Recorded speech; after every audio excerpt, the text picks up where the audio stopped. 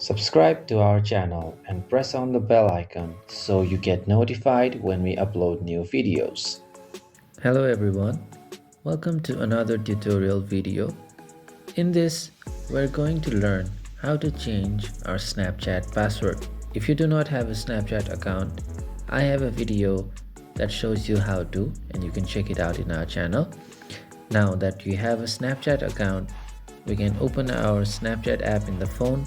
Then we can tap on the profile icon on the top left of the screen. Then tap on the settings icon in the top right of the screen. Then scroll down until you find the option that says password. Press on password. You need to type in your current password to access any changes made to the password. Once you typed in your correct current password, then you can set a new password by typing it twice.